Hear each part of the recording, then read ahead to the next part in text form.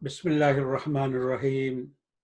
Alhamdulillah wassalatu wassalamu ala Rasulillah wa ala alihi wa ashabihi ajma'in. One of the questions that people ask in these last days of the blessed month of Ramadan is, how do we exert ourselves to maximize the blessings of Ramadan during the last 10 nights? This is a very important question. I would like to address it today in light of the prophetic traditions. May Allah subhanahu wa ta'ala bless us to seize the maximum blessings so that when we come out of this month, all of our sins are forgiven and we become eligible to free ourselves by the grace of Allah subhanahu wa ta'ala from hellfire. Aisha radiallahu anha, the beloved wife of Rasulullah sallallahu alaihi wasallam, says, كان رسول الله صلى الله عليه وسلم إذا دخل العشر الأواخر من رمضان أحيا الليل وأيقظ أهله وشد البئزر. When the Messenger of Mercy, when the last 10 nights or days of Ramadan drew near, the Prophet of Mercy would exert himself, prepare himself to practice night prayers by reviving the nights, and he would also awaken his family and tighten his belt, meaning he would stay away from spousal interactions, intimacy, in order to exert himself to apply to acts of worship as best as he can. And he would also want his family to partake of the blessings. So we are in the last leg of Ramadan, and we need to seize the opportunity so that we apply ourselves to worship, devotions, and all of those best deeds that are recommended in these very precious days and nights we are witnessing.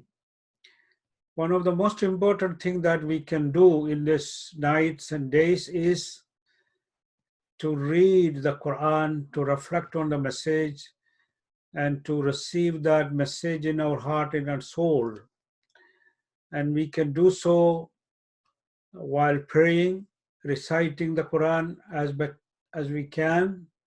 We can look at the Mus'haf while praying, and there is nothing wrong with that. It was done by the best of the people in the early generations, and it was a practice, a precedent set by Aisha radiallahu anha and followed by others as well. We should also make use of the last days and nights of Ramadan for spiritual retreat. Of course, we cannot do it in the masajid, but surely that doesn't mean that we cannot partake of at least something of that spirit by isolating ourselves to worship as much as possible after fulfilling our duties towards our children and family.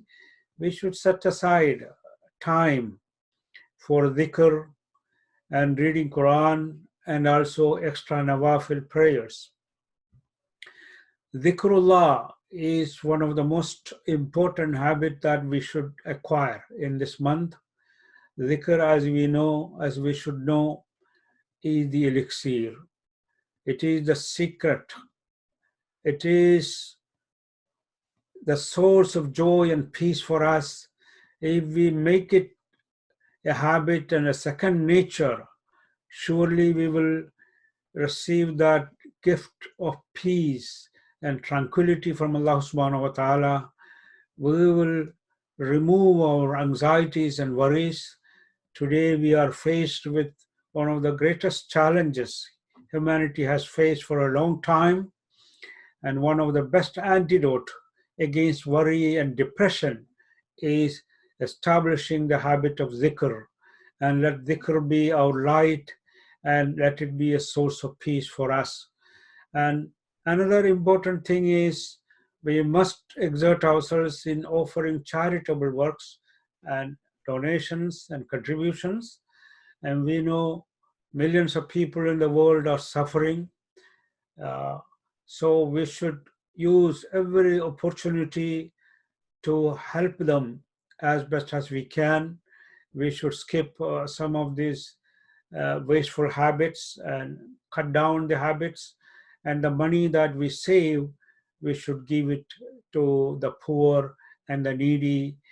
And may Allah subhanahu wa ta'ala help us uh, to seize the maximum blessings, and always remember to pray to Allah subhanahu wa ta'ala, to offer supplications, not only on behalf of yourselves, but on behalf of your family and friends and our community and humanity as well. May Allah subhanahu wa ta'ala bless us all, and may Allah help us to come out of this blessed month fully forgiven and receiving the divine mercy. Assalamu alaikum wa rahmatullahi wa barakatuh.